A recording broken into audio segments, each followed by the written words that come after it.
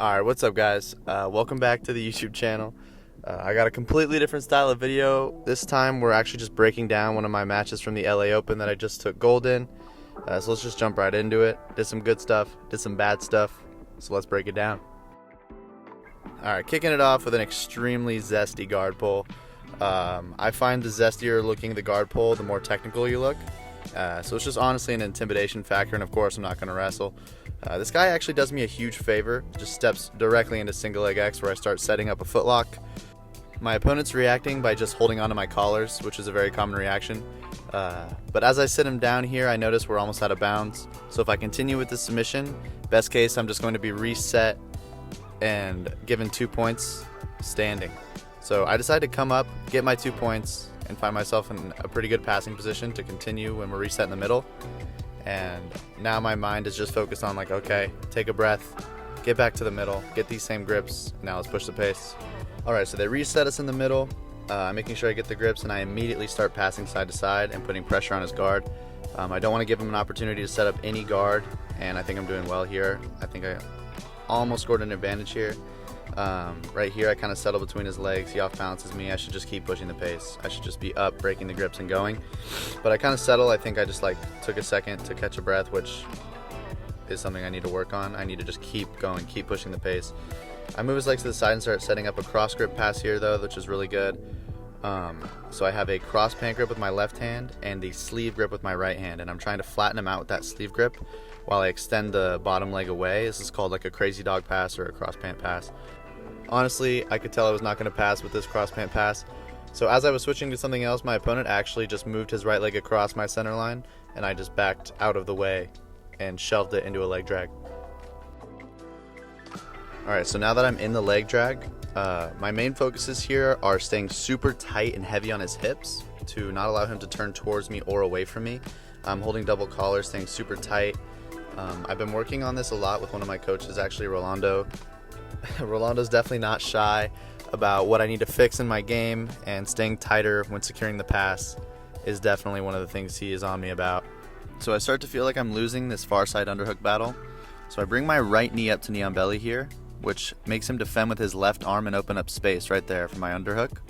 And now I can use this underhook to extend that left arm above his head and open up space for mount. And right here you'll see he kind of makes his arm light, and I immediately extend it above his head there and bring my right knee over to the mount.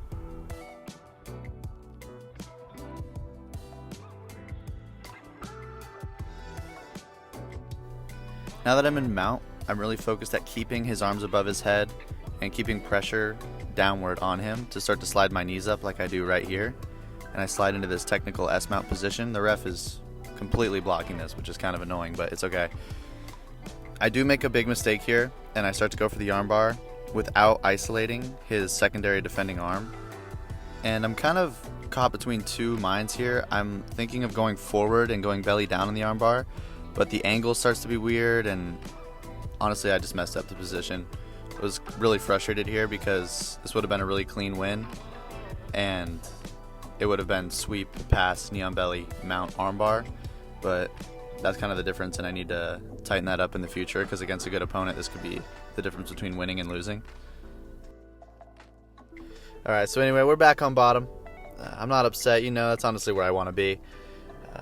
I'm in this reverse de la Riva situation, but I'm looking to replenish my right leg. You'll see I do it right here, and now I can play spider lasso.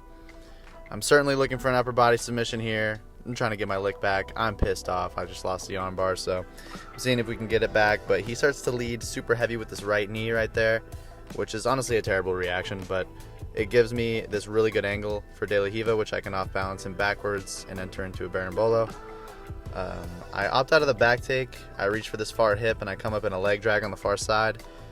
I don't usually enter a leg drag like this, but honestly I think I was just trying to come back up on top, and he reacted a little awkwardly, but I think he tried to reverse the bolo, but that honestly was just never going to happen. But as I build up to this leg drag, I think my opponent either does not know the rules or does not care because the score is 13-0.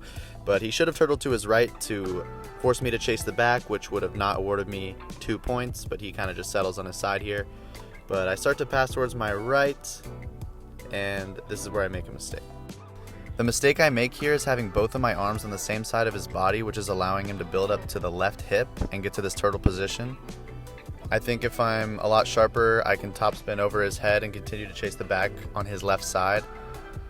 I was definitely a few steps behind here. This was very sloppy and honestly kind of a tough watch, but it's all right. We just got to keep moving. My opponent now has De La Riva, and he starts to seem as if he's going to attack a berimbolo of his own. So I fall back into this modified X position to look to pass his leg over to a leg drag or potentially set up a footlock. But weirdly enough, my opponent decides to let go of his grips right here. You'll see his left hand kind of just lets go, so I choose to come up and start to pass again.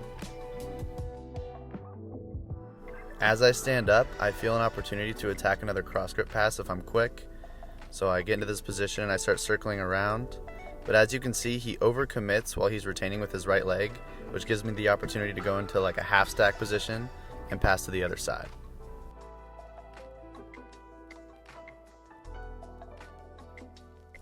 I believe I've seen more of this ref's butt cheeks than my jiu-jitsu clips, but hopefully this is still informative.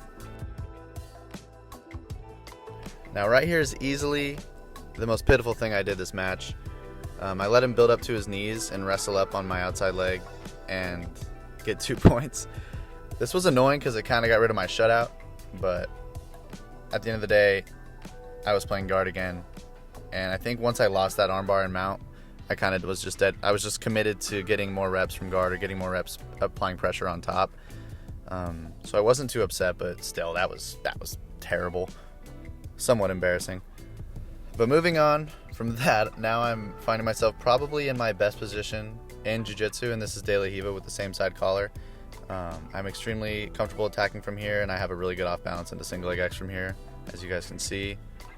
I notice as I sit up to off balance him that his left leg is super parallel with his right.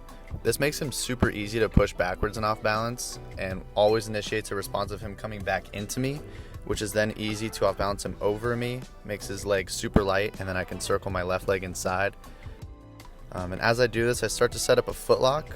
He starts to set up a footlock of his own, so I choose to kind of come up and let go of my grips and then fall back into single leg X on the other side. But this was a really cool kind of off balance and cool exchange that we had. As he stands up from this position, I choose to underhook his far leg, which leaves me with double pants in this modified X position.